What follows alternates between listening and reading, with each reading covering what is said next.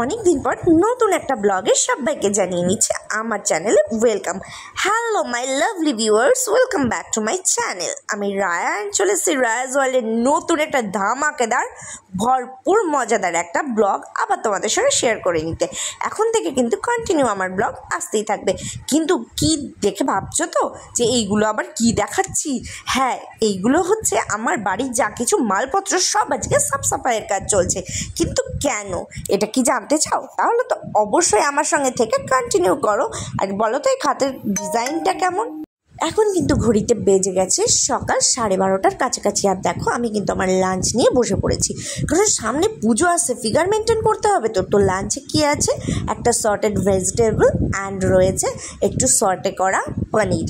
তো এটাই আজকে আমার দুপুরের লাঞ্চ। আর এর মধ্যে কিন্তু অবশ্যই আমি যেটা কন্টিনিউ করি সেটা হচ্ছে মাশরুম কিন্তু হেলথের পক্ষে ভীষণই গুড। আর এই দেখো কিসের প্যান্ডেল হচ্ছে, কিসেরই বা চাঁদোয়া টাঙানো হচ্ছে, কি হচ্ছে পরপর কিন্তু আমার ব্লগগুলো কন্টিনিউ করো। এই যে এখন এখানে চাঁদোয়া টাঙানো হচ্ছে, কিন্তু কি অনুষ্ঠানের সেটা বলবো, সেটা ক্রমশ প্রকাশ্য। আর তার আগে চলো দেখিয়ে নিই আমি আজকে আর কোথায় কোথায় গেলাম। না গো না, দেওয়ালি নয়, কিন্তু টুনি লাইট নিয়ে এখানে কি কারুকার্য চলছে দেখতে হবে। তো এই দেখো সারা বাড়ি কিন্তু এখন টুনি লাইট দিয়ে সাজানো হবে। কেন? আমার বার্থডে, তোমরা সবাই জানো আমার বার্থডে কিন্তু এখন নয়।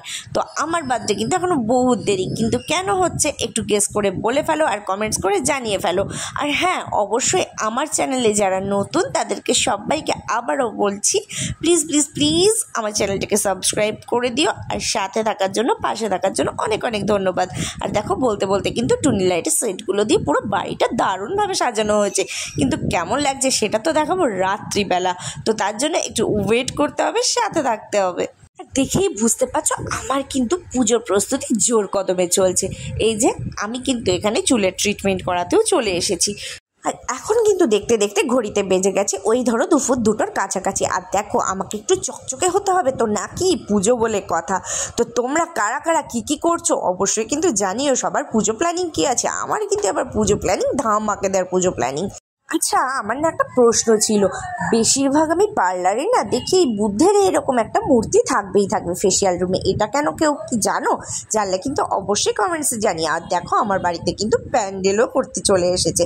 তো কিসের প্যান্ডেল হচ্ছে সেটা তো অবশ্যই তোমাদের সঙ্গে বলবো, তার জন্য ওয়েট করো। আর দেখো আমরা কিন্তু ইভিনিংয়ে বেরিয়ে পড়েছি। আর এখানে কিন্তু দারুণ একটা নাইট পারফরমেন্স হচ্ছিল।